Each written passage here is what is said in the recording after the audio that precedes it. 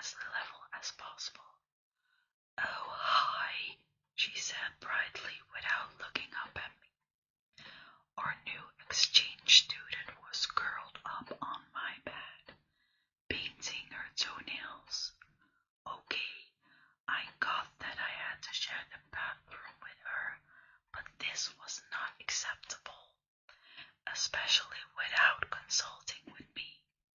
I tried to maintain my cool, but it wasn't easy. She had her own room, my sister's, on the other side of the bathroom. It was called a Jack and Jill suite, one of the so-called charming features of that had sold my mother to this house. She thought it would help me and my sister bond. When we'd moved here, Annabelle was 13, already long and lean, with peaches and cream complexion. I was 12, stuck with baby fat, braces and pimples, our hormones raging. I hated her and she hated me. My mother was wrong, so wrong. The last thing I wanted to do was share a bathroom with my sister, who spent more time in front of a mirror than any other girl I knew. And she took long baths and showers that seemed to go on to the next day. I used to feel like I had to make an appointment to pee, poop, or shower in private. Sometimes I wanted to strangle her and had told her that face to face. Though I never really wished for my sister to die, I had to admit it was nice having the bathroom for myself with her gone. I had urged my mom to give our exchange student the spare bedroom she used as her office, but she absolutely refused, stating she needed her personal space, a room of her own. With gala season just around the corner, my mom was on the board of numerous cultural institutions and was always heading up some committee that organized fundraising benefits. Unlike me, who was somewhat of a loner, she was a social animal, much like my sister had been. My arms folded across my chest, I waited for an answer. "Well?" I asked, my voice rising. Laser focused on her toes, she still didn't make eye contact with me as she chewed her gum. "What does it look like?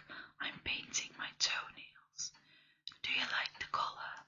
I found the bottle in my bedroom." My bedroom. Her use of that possessive adjective jabbed me like a dart. It wasn't her bedroom. It belonged to my sister. In fact, nothing in this house was hers. I hadn't spent more time than an hour with this girl, and the chance of me liking her was diminishing by the second. "Get off my bed." "Whoa, somebody needs a chill pill." She blew a bubble and popped it loudly. I thought it would be fun to hang out, get to know each other, but no worries, I'm almost done. Simmering, honestly, I did need to chill. I watched as she moved from toe to toe. I couldn't help noticing how slender and arched her feet were, how dainty her toes were. The metallic red nail polish made her toenails look like little gems and reminded me of both my sisters and mother's. Like everything else, I had inherited my father's flat feet, and my toes were stubby, and from playing basketball and all the training, my toenails were a mess, jagged and broken, a few ingrown. My mother was always on at me,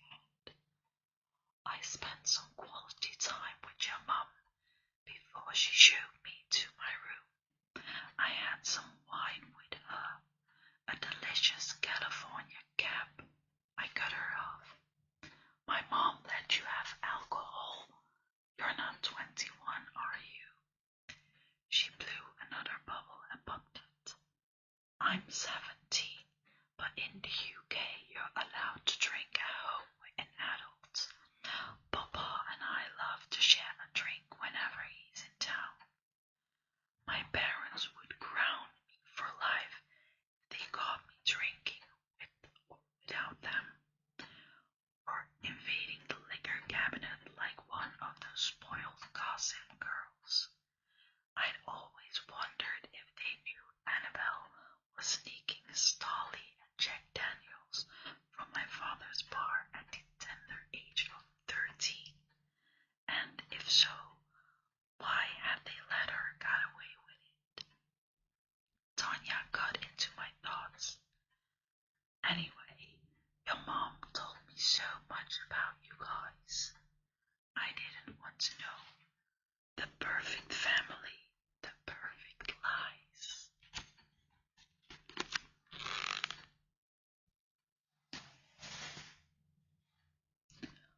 Wine did that to my mother, let her escape, along with her Xanax and all the carefully planned activities that filled every minute of her vapid life. What exactly does your father do? She asked. He's a money manager. I actually didn't really understand what my father did. He said he invested other people's money. His roster of clients star-studded with celebrities and moguls. It was a win-win. They made money, he made money, and we got to live in this big house, go on fancy vacations, and do all kinds of other stuff only rich people did. All the money in the world, however, could not bring my sister back. Tomorrow, I'd learned, isn't promised to anyone. What about your father? I asked Tanya, pretending I didn't know. Didn't your mom tell you? No, I lied. I honestly don't know much about you. That at least was true. She didn't look up from her feet. Papa's a diplomat. He travels all over the world. That's why he put me in boarding school. What about your mother? She shrugged. Oh, she's dead. She died in labor, giving birth to me. I'm sorry.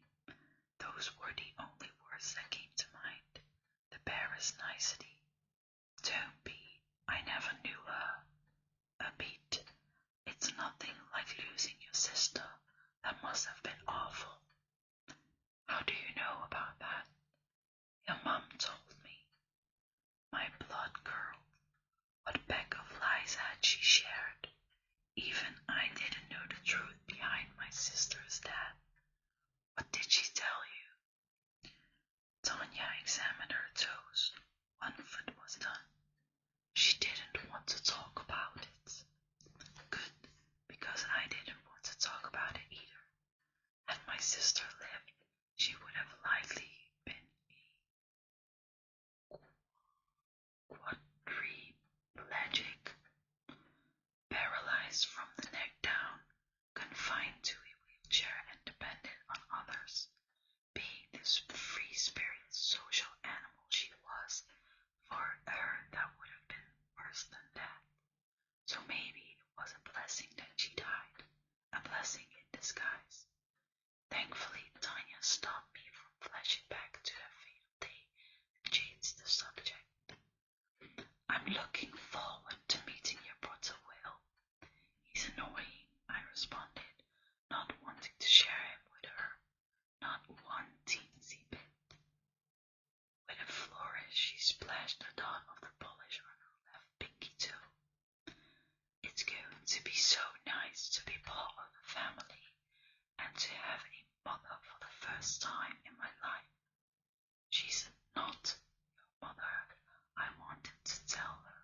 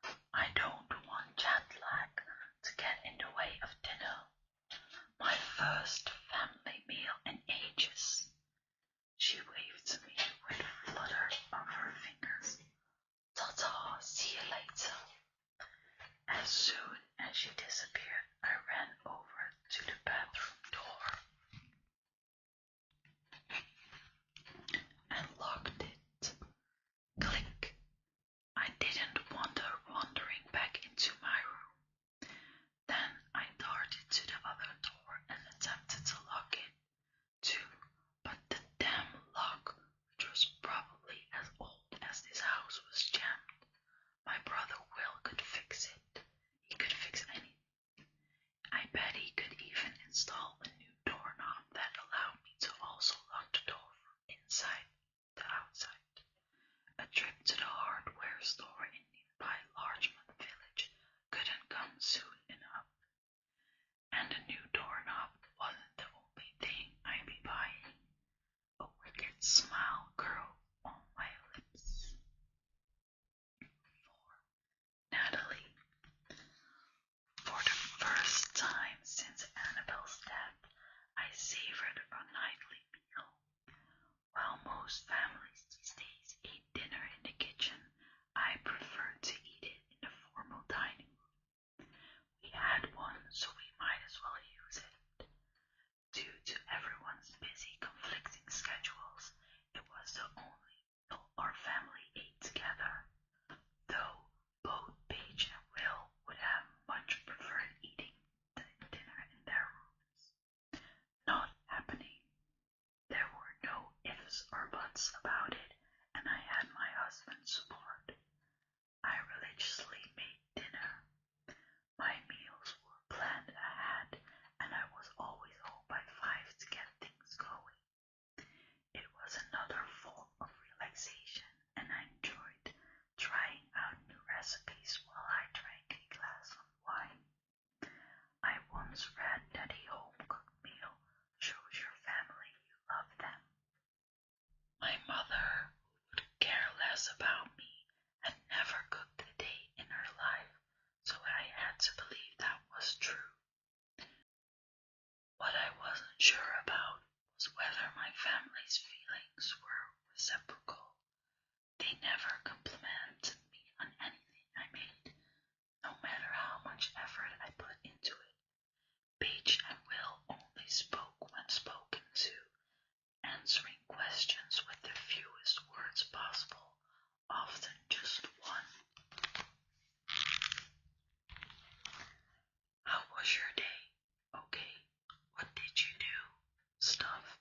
Anything special? When Annabelle was alive, I looked forward to dinner because even if Paige was combative and Will was close-mouthed, there was positive energy. Outgoing Annabelle loved sharing her day and hearing about mine. Even able to engage my workaholic husband, she let her sister's snarky remarks roll off her back. Since her dad, conversation around the dinner table had died too, but tonight was different, more like old times. Tanya was excited and animated, and she devoured my grilled rosemary and garlic lamb chops as if she hadn't eaten a decent meal in ages. Maybe she hadn't. She was rather thin. Maybe her boarding school food wasn't very good. Mrs. Merritt, Natalie, these are delicious. With a wide smile, she forked another piece of the tender, medium rare meat. Thank you. I'm thrilled you're enjoying them. I bought them at the original farmers market from my butcher. It's a nearby Los Angeles landmark dating to the 30s, adjacent to the Grove, one of my favorite outdoor shopping malls. It has a Nord store and a Sephora, plus so many other wonderful stores and restaurants. I can't wait to take you there. Tanya's eyes twinkled with excitement, and I can't wait to go. It all sounds so amazing. Delighted, I took another sip of my Pinot Noir and noticed Paige hadn't touched the chops. Presently, she wasn't eating only the cucumber salad, string beans, and the rice pilaf. I turned my attention to her. Paige, what's wrong? You don't like the lamb chops? She answered my question with a question. Are these bean and rice made with butter? Of course,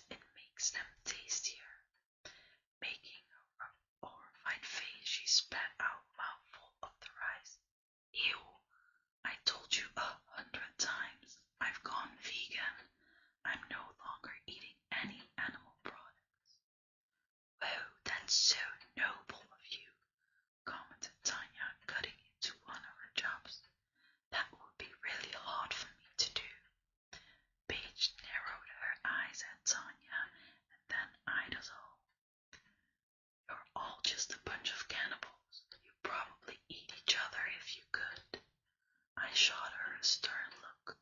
That's enough, Paige. Eat what you want, but please don't make judgments, or tell me you're hungry later. Without another word, she went back to picking at her greens. I hope she wasn't developing an eating disorder. To my relief, Tanya changed the subject.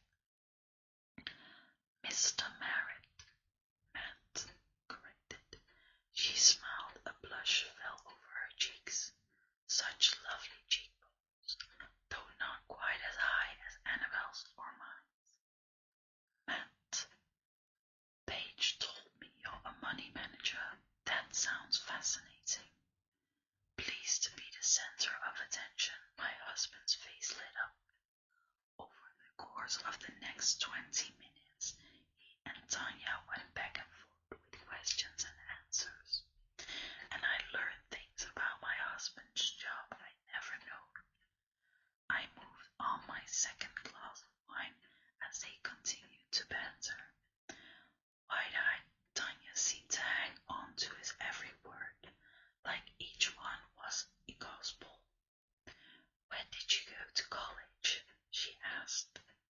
Stanford undergrad and then business school. Seriously, that's where I want to go. Paige's ears perked. Paige's ears perked up while my husband wiped his mouth with his napkin.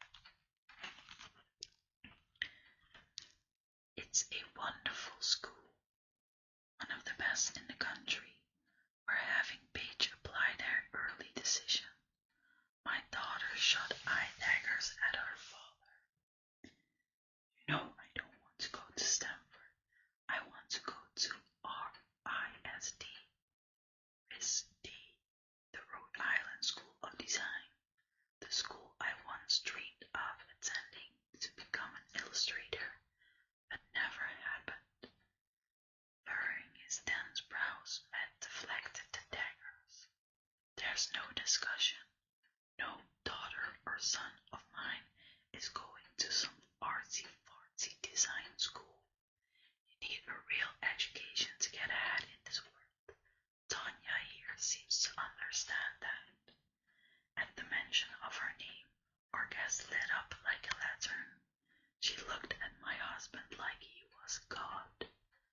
Matt's eyes were dark, narrow, and cold and stayed fixed on our deviant daughter. He set down his utensils with a bang, but I was thankful he didn't stab his fork or knife into our setting table. His temper had gotten worse over time. Paige, you're applying to Stanford, so you better get cracking on those essays, which are due soon. End of discussion. Matt, what's early decision? Asked Tanya, cooking her head while Paige pouted. I'm not familiar with the American college application process. Matt turned to her. It's when you apply to only one school, and if they accept you right away, you must commit to going there. He took another hearty bite of his chops. Tanya, if you really want to go to Stanford, you should do that. Paige can help you download an application, and if she does, I'll be glad to. Or you can ask my son Will. He's a computer whiz. Will ran a hand through his cluster and auburn curls and rolled his hazel green eyes. It's not hard. Even a dumb girl can do it. It was the most words he uttered around the dinner table in ages. I caught Paige smirking. Tanya looked confronted, but I couldn't blame her. I was happy she'd let the day go. I wasn't in the mood for a fight around the table. Talking about school, who's excited about their first day tomorrow? Both Will and Paige looked up at me if I asked them to clean the toilet or pick up dog poop. Almost a cute barking sounded. Will looked up from his plate, his expression perplexed. What's Bear still doing in the backyard? Sweetheart, Tanya's afraid of him. We're going to have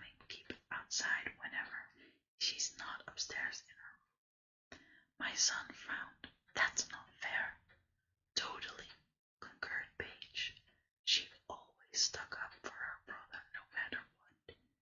He's a part of the family and should be inside with us. Why can't Will keep him in his room when she's around? I suppose that will work. I looked at Tanya. Would that be okay with you, dear? Fine. I detected resentment in her voice. Fortunately, no one made another comment. Issue resolved. I clapped my hands together. Now, will someone please answer my question? I'm excited about starting school tomorrow. Paige and Will went back to their meals and their normal silence around the dinner table. Sometimes I wanted to shake them. I am, chimed in Tanya. Cold water academic. Sounds awesome. With an approving nod, Matt gave her a thumbs up. It's the top private school in all of Los Angeles, maybe in all of California. You'd think my two children would be grateful to get such a stellar education, but they're not. Sometimes I think we should pull them out and put them in public school. Let them get a taste of the real world. Matt stopped, I begged. I'm sure they appreciate everything we give them. Can I please be excused? Asked Paige. Me too, added Will. I'm bringing a beer to my room. Without waiting for permission, the two of them bolted from their chairs and marched out of the dining room. They were like an army of two. Sometimes I thought if they possessed a gun, they'd use it on me and their father. I'd read horror stories of parents being shot by their kids, which only fueled my ongoing battle with Matt to get rid of the gun he'd bought, a battle I knew I was never going to win. Natalie, said Tanya, pulling me out of my thoughts, that was the best meal I've ever had. Can I help you clear the table? I was pleasantly taken aback. Neither Paige nor her brother ever offered, nor did my workaholic husband, always headed straight to his office after dinner for an hour or two. I smiled warmly at her. Darling, that's so sweet of you to offer, but there's really no need. You're sure? Positive. Why don't you go upstairs and hang out with the kids, or relax in your room? You have a big day ahead of you tomorrow. She returned my smile and said a polite goodnight to me and Matt, thanking us profusely for her hospitality before she departed. What a fine girl, my husband commented. Maybe her gratitude and common sense will rub off of Paige. Short. As I got up to clear the table, I thought about Tanya. I was already beginning to love her like one of my own. 5 Paige. The alarm of my cell phone trilled in my ears. My eyes fluttered open and my consciousness flooded. It was the first day of school, my last year in high school. Thank God. I was ready to move on, find my people, and leave all the haters behind. I sat up and then staggered to the bed. I unlocked the door and it swung open.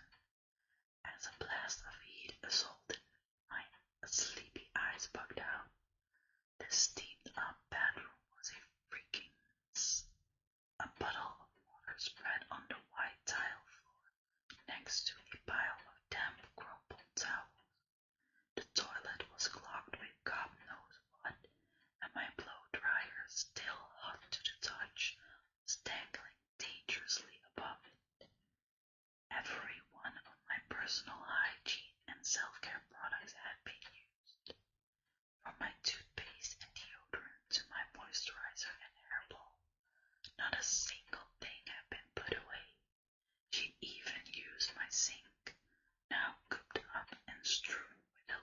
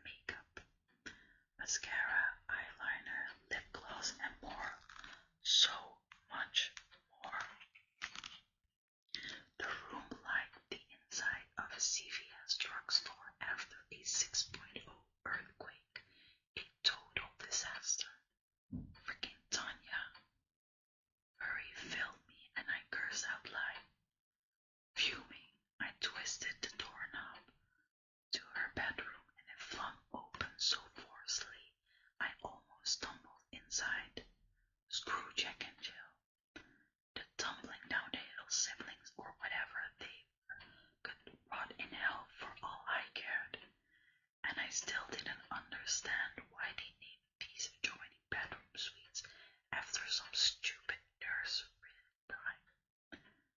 Good morning, chirped Tanya as I got my balance. Her voice was as bright as a sunbeam, mine as dark as a storm cloud. How dare you leave the bathroom like that? Well, I was by no means a neat freak. I kept things clean and tidy. So had my narcissistic sister. The state of the bathroom this morning was nothing like I ever seen, and I felt totally violated by her using all of my things. She was even wearing my navy velour robe and styling her blow-dried hair with my detangling brush. Now, as far as I was concerned, it had goodies. Paige, I'm sorry. I meant to clean it up afterwards, but you didn't give me a chance. I didn't think you'd wake up as early as me. Clean it up now, I ordered, wishing I'd taken a photo of the match with my phone and put my hairbrush away. Actually, it didn't matter because I was going to have it buy a new one. No problem. She shushied into the bathroom and I followed her to my room, slamming the connecting door shut behind me. She began singing one of my sister's favorite songs, Britney Spears' Oops, I Did It Again, totally off-key. And then I heard the toilet flush. I loathed the idea of having to share the toilet seat with her. For all I knew, she had some kind of STD. I wish I could stuff her mouth with toilet paper and flush her away. Half an hour later, I was ready for my first day back at school. While not making it perfect, Tanya had done a pretty good job cleaning up the bathroom, and the hot shower had washed away a lot of my anger. I took a final look at myself in my dresser mirror, pleased with what I saw. I was wearing just the right amount of makeup. My hair didn't look too bushy, and my cutout jeans and tie-dye t-shirt flattered my athletic figure. Grabbing my backpack, I headed to my bedroom door, and as I stepped foot in the hallway, I got my second shock of the morning. This time my heart stopped. What are you doing in my sister's clothes? I spat out once my heart went back to beating. Tanya was wearing Annabelle's white ruffled miniskirt that showed off her long bronze legs, and a coral halter top that showed off her matching toned arms and significant cleavage.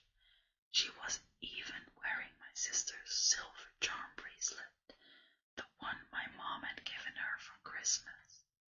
Though I'd not seen it in my sister's room since her death, I knew my mom hadn't changed a thing or given a stitch of her clothing. She kept the princess pink room with its canopy bed intact like a shrine. Sometimes late at night, I could hear her in there crying, praying for forgiveness.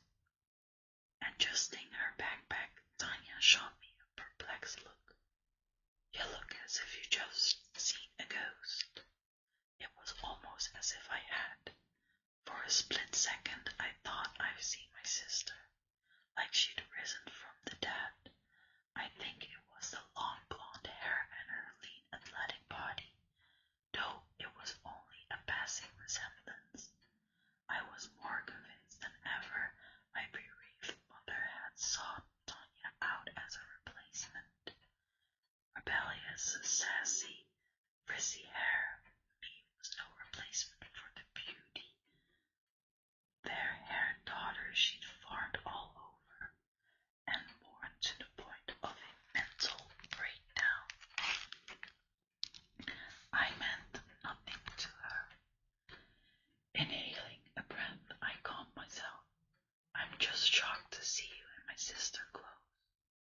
Smiled sweetly. Your mom said I could borrow them until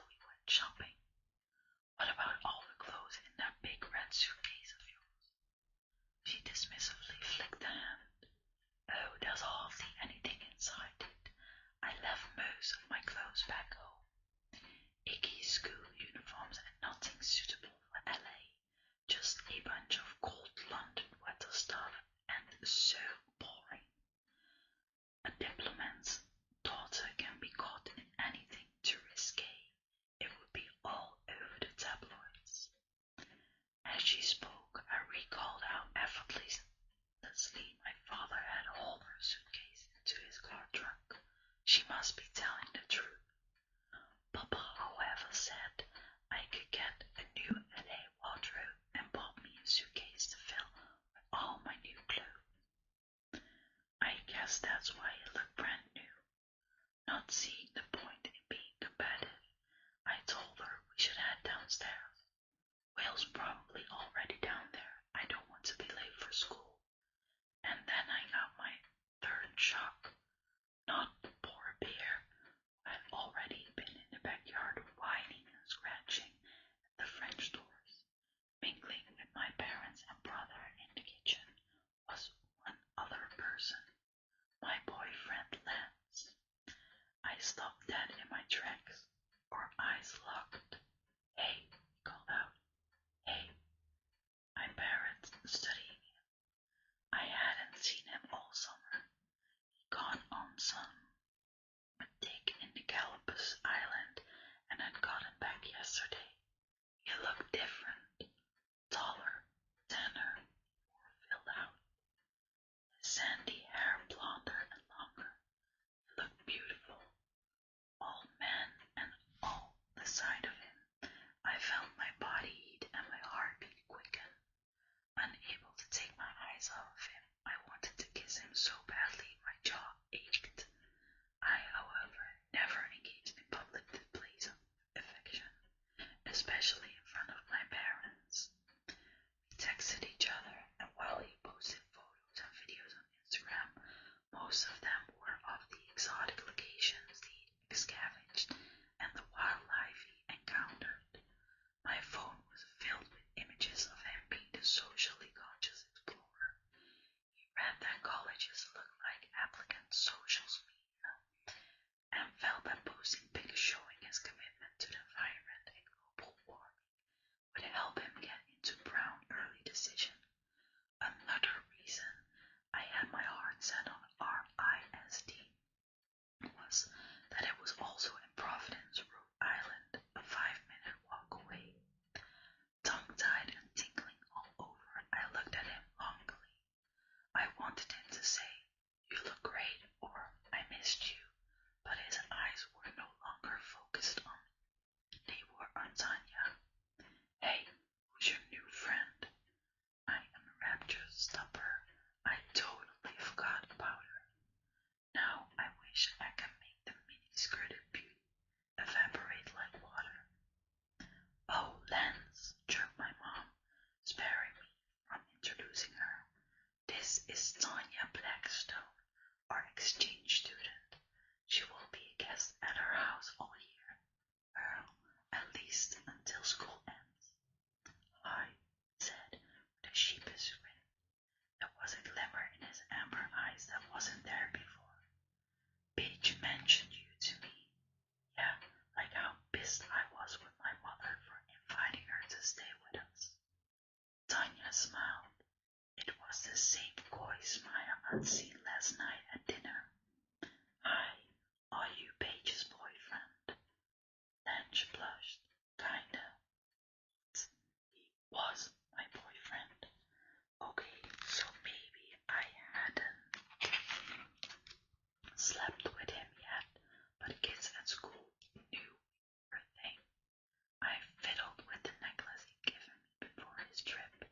The small dangling heart felt cold between my fingers. His eyes stayed retrieved on her. "Are you British?" Her cap-toothed smile widened. "Yes, I am." "Cool. Welcome to LA. Have you seen much?" She shook her head. "No, I just got here